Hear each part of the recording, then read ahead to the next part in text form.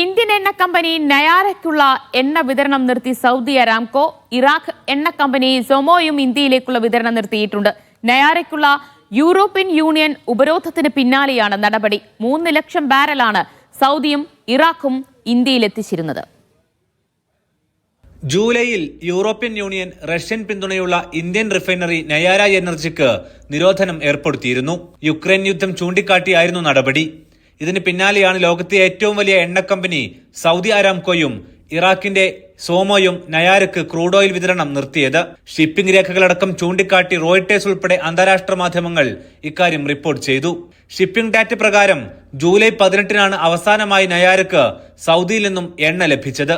ഇറാഖിൽ നിന്ന് 2ഉം സൗദിയിൽ നിന്ന് 1 ലക്ഷം ബാരൽ ക്രൂഡ് ഓയിലുമാണ് നയാരക്ക് ഓരോ മാസവും ലഭിച്ചത്. നയാര എനർജിയിൽ റഷ്യൻ എണ്ണ കമ്പനിയായ റോസ്നെഫ്റ്റിന് 49.13% ഓഹരിയുണ്ട്. ഈ വരുമാനം റഷ്യൻ ഭരണകൂടത്തിന് ലഭിക്കുന്ന ചൂണ്ടിക്കാട്ടിയായിരുന്നു യൂറോപ്യൻ യൂണിയൻ ഉപരോധം. ഇതോടെ ഓഗസ്റ്റിൽ നയാരക്ക് റഷ്യയിൽ നിന്ന് മാത്രമാണ് എണ്ണ ഇറക്കുമതി ചെയ്യാനായത്. ഗുജറാത്തിലുള്ള നയാര റിഫൈനറിയിൽ പ്രതിദിനം 4 ലക്ഷം ബാരലാണ് ക്രൂഡ് ഓയിൽ ശുദ്ധീകരണം.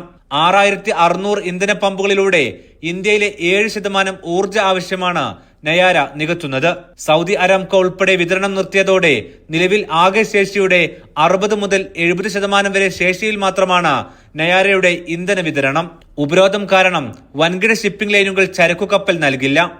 ഇതിനാൽ ഇത്തരം സാഹചര്യങ്ങളിൽ അംഗീകൃതമല്ലാത്ത ഷിപ്പിംഗ് ലൈനുകൾ വഴിയായിരിക്കും എണ്ണ കമ്പനികൾ ആവശ്യം നികത്തുക. എന്നാൽ ഇത് ചിലവേറിയതാണ്. ഇത് ഇന്ത്യൻ വിപണിയിൽ പ്രതിഫലിക്കുമെന്നാണ് സൂചന. Aftab Rahman, media 1, Riyadh.